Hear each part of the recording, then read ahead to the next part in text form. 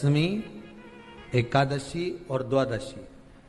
एकादशी का व्रत, दशमी की रात्रि को जो आप भोजन करें वो सात्विक करें, एकादशी के दिन भोजन ना करें, अन्न का भाग ग्रहण ना करें, अन्न का भाग ग्रहण ना करें।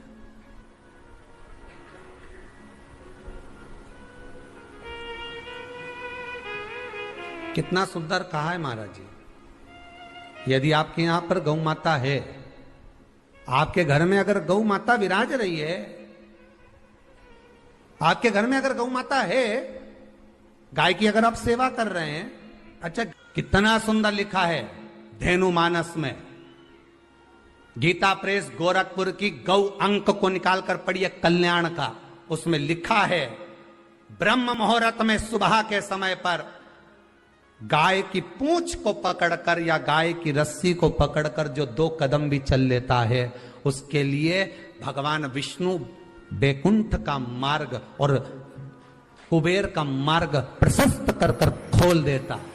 जरा पढ़िए धेनु मानस को, पढ़िए गौ अंक, पढ़िए गीता प्रेस गोरखपुर का कल्याण का अंक निकाल कर पढ़िए कि गाय का मात्र रस्सी पकड़कर 2 कदम चलने वाले के लिए मार्ग प्रशस्त हो जाता। एकादशी के दिन अगर आपका व्रत है तो आप भूलवश भी डब्बे में रखी हुई रोटी गाय को ना देते हुए कुछ थोड़ा सा फल, फलहार, कोई केला, कोई सेब, जो आप खाते हो, अंगूर, पपीता, जो आप ग्रहण कर रहे हो, उसका थोड़ा सा भाग आप गाय को प्रदान करो, आप गाय को दीजिए।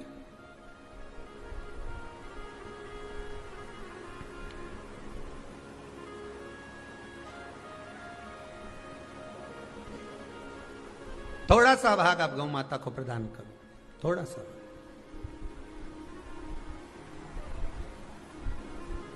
सारे व्रतों में केवल एक व्रत ऐसा होता है एकादशी का, जिसका उद्यापन पहली एकादशी पर भी कर सकते हो। सारे उद्यापन में केवल एक उद्यापन ऐसा होता है, सारे व्रतों में एक व्रत का उद्यापन ऐसा होता है, वो है एकादशी का। ये जरूरी नहीं कि 26 पूरी होगी तभी तुम करोगे, या तो पहली में ही कर लो या फिर 26 पूरी हो तब कर। पर उद्यापन, अगर तुमको ऐसा लगे कि हाँ मैं अभी तो जीऊंगी हो, अभी तुम्हारा बाल भी धोला नहीं हुआ, तुमको ऐसा लगे तो अभी तो मैं तो बढ़िया,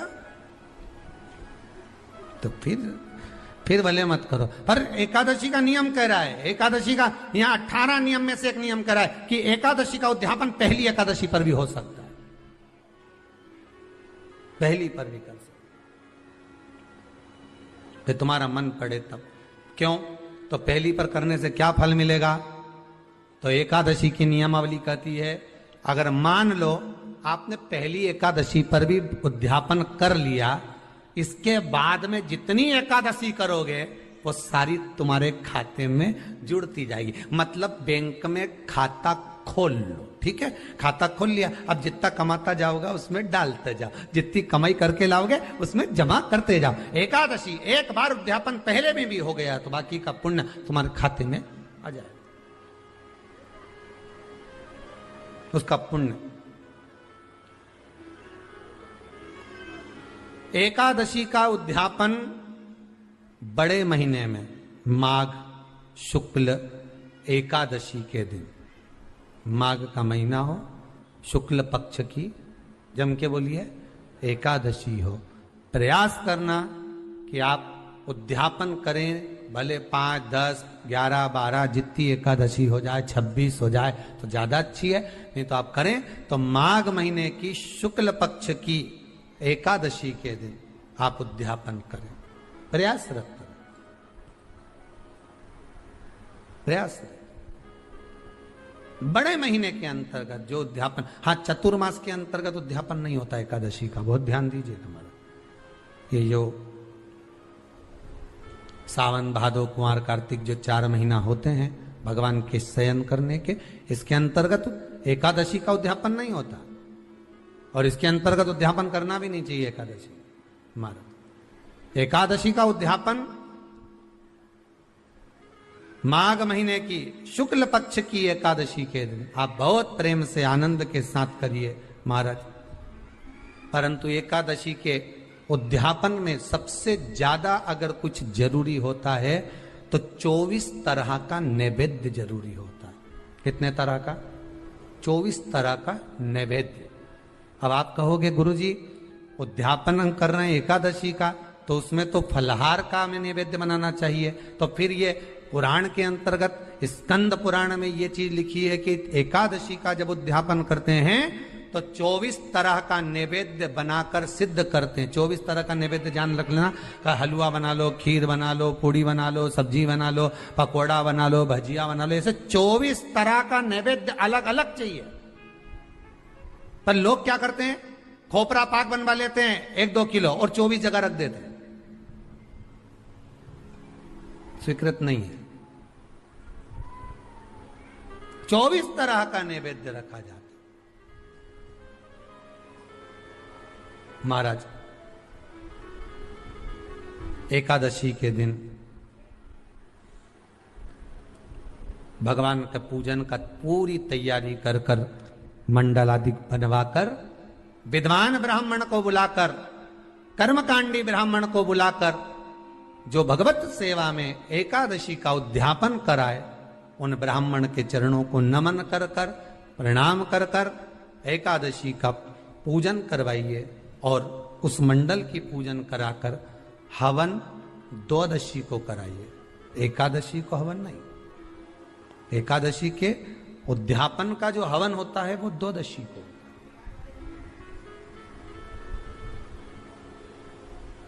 एकादशी का उद्यापन द्वादशी को बड़े प्रेम से आप खूब आनंद से हवन पूजन कराओ। पूजन कराने के बाद, हवन कराने के बाद 26 जोड़े ब्राह्मण ब्राह्मणी के बुलाकर भोजन कराकर उनको भाव से जो आप समर्पित कर सकते हो, जितनी आपकी सामर्थ्यता हो, उस सामर्थ्यता के अनुसार आप दान धर्म पुण्य करो, आप उन्हें प्रदान करो। और बन सके तो एकादशी की रात्रि को भी जागरण करें और द्वादशी के दिन जिस दिन हवन करें उसकी भी रात्रि को कुछ जागरण करें। जागरण का मतलब पहले भी कथा में कहा, प्रदोष की कथा में वर्णन किया था। हम ये नहीं कहते कि तुम पूरी रात जगो। हमारा तो निवेदन है 15 मिनट का करो, आधे घंटे का करो, 20 मिनट का करो, पर रात्रि के समय थोड़ी देर अगर एकादशी का उद्यापन कर रहे हो तो जागरण थोड़ी सी देर अवश्य करें। नहीं कर सकते अकेले बैठकर राम नाम जप लें, भजन कर ले, पर करो। कि नारी के मुख से अगर एक बार निकल जाए कि मेरी जिंदगी तुमसे विवाह कर कर बेकार हो गई, उस समय नारी का साथित्व समाप्त हो जाता है।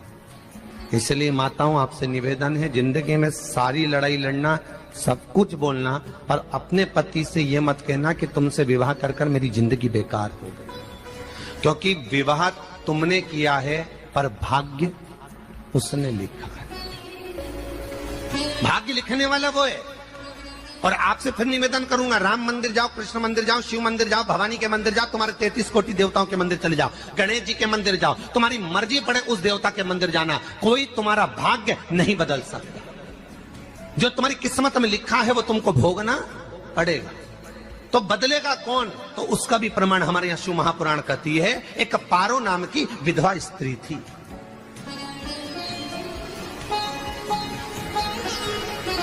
क्या नाम है उसका? नाम पारो। विधवा है, पति नहीं है, एक बेटा है। और विधवा स्त्री जो थी वो गर्भ से थी, उसका संतान नहीं हुई थी, पति मर गया था, वो गर्भावस्था में बेटा रह गया और पति चले गए। पारो बड़ी दुखी थी, भगवान का भजन करती बहुत, घर में कुछ भी नहीं था। जो व्यापारी, जो धन था उसके पति का, वो सब लोग खा गए। जब जैसे व्यक्ति जब तक जीवित है तब तक संसार उसका है, जैसे ही वो गया उसका सारा धन भी उसके साथ चला गया। व्यापार धन रो।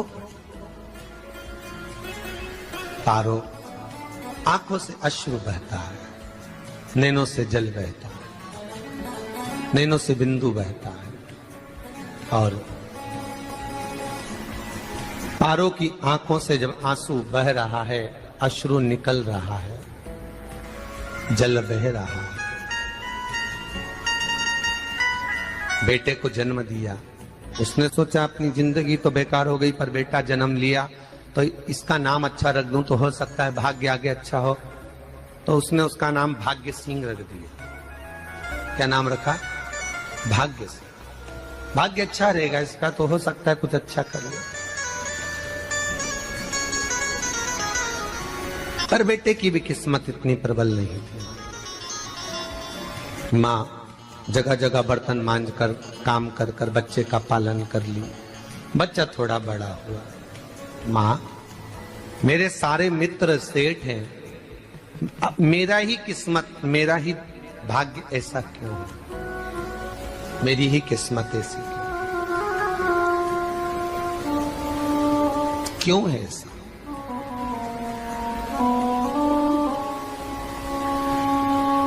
माँ मेरी किस्मत में इतना दुख क्यों लिखा है? माँ भोजन तक हमको समय पर नहीं मिलता, हमारा भाग्य ऐसा क्यों है? माँ हमारी किस्मत ऐसी क्यों है? माँ कहती है बेटा जो ललाट पर लिखा उसे कौन टाल सका। माँ बच्चों को समझाती है, माँ बच्चों को कहती है, धीरे धीरे समय निकलता है। माँ एक बार बता माँ, तू कहती है कि सब भगवान ने लिखा है भाग्य में, तो भगवान का मिलेगा मुझे बता दे। माँ बोलती है ऐसी कोई जगह नहीं जहाँ भगवान नहीं। वन में मिलेगा? हाँ मिलेगा। माँ का कहना मानकर भाग्य सिंह वन में चले गया और घने जंगल में भाग्य जब गया भाग्य सिंह, और घने जंगल में जब पहुंच गया, ढूंढते ढूंढते ढूंढते ढूंढते ढूंढते तो भी भगवान तो भगवान, भगवान की छाया तक नहीं मिली। भगवान की छाया तक। आंखों में जल भर गया, बेहोश होकर गिर गया। शाम का समय था, विष्णु और लक्ष्मी निकल कर जा रहे थे। लक्ष्मी और विष्णु जाते जाते उसको देखकर रूप बदल के उसके पास गए। बेटा आपका नाम क्या है? हमारा नाम भाग्य सिंह है। कहाँ जा रहे हो? भगवान से मिलना है हमको। क्या काम है तुम्हें भगवान से? भगवान से पूछना है कि मेरी किस्मत ऐसी क्यों बनाई, मेरी किस्मत में गरीबी क्यों लिखी, मेरे भाग्य में इतना दुख क्यों लिखा। मुझे भगवान से पूछना है कि मेरी किस्मत ऐसी क्यों बनाई, मेरी किस्मत में इतना दुख क्यों लिखा। इतनी तो भगवान बोले ये तो देखो भाग्य भाग्य की बात है, सबके भाग्य में अलग अलग होता है। नहीं नहीं मुझे भगवान से पूछना। तो हुआ क्या? मैं बहुत गरीब हूं, मैं बहुत दुखी हूं। भगवान से प्रार्थना है कि मुझे कुछ मेरी जिंदगी का अच्छा कार्य कर दीजिए। लक्ष्मी जी को दया आ गई, नारायण से बोले प्रभु इसको कुछ दे दो, थोड़ा सा इसके ऊपर कृपा कर दो। नारायण बोले इसके भाग्य में नहीं है लक्ष्मी, इसके भाग्य में नहीं है लक्ष्मी। लक्ष्मी मैं दे भी दूंगा तो इसकी किस्मत में नहीं है। लक्ष्मी कहती है आपका काम देने का है, आप तो दो। भगवान ने कहा लक्ष्मी नहीं है भाग्य में, तुम तो दे दो। लक्ष्मी जी के कहने पर नारायण ने उसको एक हीरे का हार दे दिया। ले ये ले हीरे का हार। वो प्रसन्न हो गया, हीरे का हार मिल गया। और हार लेकर वो चला, और चलते चलते उसने सोचा मेरी मम्मी को दूंगा, मेरी माता को दूंगा, माँ बड़ी प्रसन्न हो जाएगी। हीरे का हार लेकर जा रहा था। हार ले जाते उसको रास्ते में इतने में उसको तुरंत उसी समय पर कहीं सोचाधिक कर्म के लिए जाना पड़ा। उसने सोचा इस हार को इस पत्थर पर रख देता हूं, अभी आऊंगा वापिस इस हार को उठाकर घर लेकर चले जाऊंगा। और सोचाधिक कर्म के लिए वो चल दिया। गया, हाथ धोकर आया, इतने में चील उड़ती उड़ती आई, उसका हार लेकर चली गई। आके रोने लगा। माँ को जाकर कहा माँ किस्मत तो देख, इतना जोरदार हार मिला था हीरे का, पर भाग्य में नहीं था, नहीं मिला। इतने में वो रोता रोता तुरंत फिर भगवान के पास गया। रोता बिलखता फिर पहुंच गया वन के अंदर, फिर भगवान मिले। भगवान ने पूछा अब क्या हुआ? प्रभु मेरा हार तो वो हीरे का, मेरा हीरे का हार ले गई चील।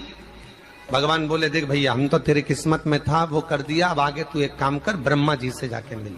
ब्रह्मा जी कहाँ मिलेंगे? यहां से आगे जा, ब्रह्मा मिल जाए। ब्रह्मा के पास गए। ब्रह्मा जी ने कहा क्या हुआ? ब्रह्मा जी मेरे भाग्य में गरीबी लिखी है, कुछ अच्छा कर दीजिए। ब्रह्मा जी कहते हैं तुम्हारा भाग्य में जो लिखा है वो तुम्हें भोगना पड़ेगा। नहीं नहीं आप कृपा करो। लक्ष्मी जी ने नारायण से कहा इसको कुछ कृपा कर दो। तो भगवान ब्रह्मा जी ने कहा चलो इसका भाग्य बदलने के लिए एक हीरे की अंगूठी दे देता हूं। भगवान ने उसको हीरे की अंगूठी दे दी। अब हीरे की अंगूठी दी, फिर वो लेकर चला। इतना खुश था अब मुझे हीरे की अंगूठी मिल गई, अब मुझे हीरे की अंगूठी मिल गई। इतना प्रसन्न होकर जा रहा था, इतने में इसको लग गई प्यास। इसने सोचा पानी पी लूं। पानी पीने के लिए इसने मुंह को करा नीचे, जेब में रखी थी अंगूठी, वो पानी में लुढ़क गई। लुढ़कते से एक मछली निगल गई, अंगूठी भी हाथ से। देखिए, कोई कितना भी साथ दे दे, पर भाग्य में अगर सुख लिखा होगा तो वो अपने आप मिलेगा नहीं। फिर आया, फिर मां से कहा मां ऐसा हो। मां ने कहा चल जाने दे, तू रोज रोज बहाना बना के चले जाता है, दिन भर इधर उधर घूमता रहता है, शाम को आता है और बहाने बना के कहां की स्टोरी सुनाता रहता है, ना जाने कहां की कहानियां सुनाता रहता है। चल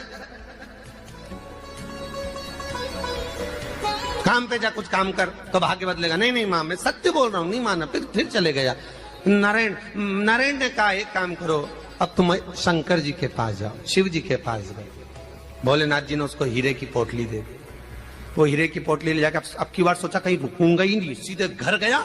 मम्मी को याद करा, माँ नहीं थी। उसने एक लोटे के अंदर हीरे रख दिए। मैं माता को ढूंढ के आता हूँ। माँ को ढूंढने गए, इसमें चोर घुस गए घर के अंदर, लोटा ही ले गए हीरे का। फिर आके देखा, फिर माँ ने कहा, फिर बहाने बनाया तूने, फिर स्टोरी सुने, फिर कहानी सुने। माँ मैं सत्य कह रहा हूं, सत्य कह रहा हूं। आखिरी में हार गया। फिर भगवान विष्णु और ब्रह्मा ने एक ही बात कही, तू शंकर के मंदिर की चौखट पर जा। वहां क्या करना पड़ेगा मुझे? कुछ मत करना, केवल उसकी चौखट पर जाकर उसका दीदार करना, उसका दर्शन करना। उससे क्या होगा? भगवान विष्णु और ब्रह्मा कहते हैं 33 कोटि देवताओं के पास जाएगा तो कुछ नहीं होने वाला, पर शंकर के दरवाजे पर भाग्य देवी रोज प्रतिदिन झाड़ू लगाती है। कौन झाड़ू लगाती है? भाग्य देवी। आपसे निवेदन है, बहुत सुंदर कथा है, इससे समझना कि विष्णु ब्रह्मा राम कृष्ण आदि 33 कोटि देवताओं के पास तुम चले जाओ, कोई तुम्हारा भाग्य नहीं बदल सकता।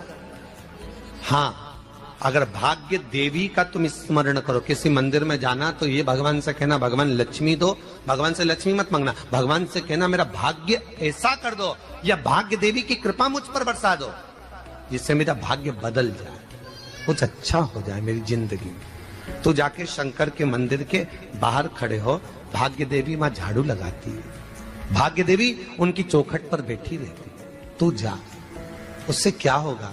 बस देवता तो तेरी जिंदगी बदलने के लिए कब से इंतजार कर रहे हैं, पर तेरा भाग्य नहीं बदल पा रहा। तेरा भाग्य बदलेगी तो भाग्य देवी ही बदलेगी। गया, शिव मंदिर के दरवाजे पर जाकर खड़ा हो जाता, भीड़ होती तो दरवाजे से दर्शन कर लेता, बाबा से नयन मिलाता, रोज प्रतिदिन जाता। एक दिन शंकर जी ने भाग्य देवी से कहा, देवी इसका भाग्य बदल दो। देवी कहती है, भोलेनाथ इसकी किस्मत में ब्रह्मा जी ने यही लिखा है दुख, इसकी किस्मत में ठोकरें खाना ही लिखा है। भाग्य देवी तुम मेरे दरवाजे की झाड़ू लगाती हो, आज इसके भाग्य की झाड़ू लगाई। भाग्य देवी ने कहा, भोलेनाथ आप कह रहे हो? हाँ मैं कह रहा हूं, क्योंकि मेरे दरवाजे पर इतने दिन से रोज आ रहा है और मेरे दरवाजे से खाली चले जाए अच्छा नहीं लगता। भाग्य देवी ने भाग्य बदला। एक सोने का सिक्का झाड़ू लगाते लगाते दरवाजे पर पटक दिया। उस सोने के सिक्के को लेकर वो चला और सोने के सिक्के को ले जाकर उसने माता को दिया। अब भाग्य कैसे बदलता है वो देखिए। सोने का सिक्का लेकर गया और तुरंत वो सोने का सिक्का घर में पहुंचा। रात से ठाठ हो गया, बेचकर भोजन की व्यवस्था करी। एक दिन माँ ने सोचा कुछ ऐसा करूं कि मैं मछली का व्यापार करूं, और मछली खरीदने के लिए गई। और मछली खरीदने के लिए गई, जो मछली मिली दे तो दी व्यापारी ने, परंतु घर लाते लाते वो मर गई। मरा तो काटा तो इसमें से हीरे की अंगूठी मिल गई। अंगूठी तो मिली, इतने में मां ने कहा देखो भगवान ने बड़ी कृपा करी, हीरे की अंगूठी मिली। बेटे ने कहा ये मेरी ही अंगूठी है, मछली निगल गई थी। मां ने कहा बेटा जाओ, थोड़ा आज ब्राह्मण भोजन करने आएंगे, थोड़ी लकड़ी काट कर लिया। बेटा लकड़ी काटने गया, एक पेड़ पर, सूखे पेड़ पर चढ़ा लकड़ी काटने के लिए। काटते काटते उसको पेड़ की डाली पे एक हार टंगा हुआ दिख गया। वो हार वही था जो हीरे का चील लेकर गई थी। वो हार प्राप्त हो गया।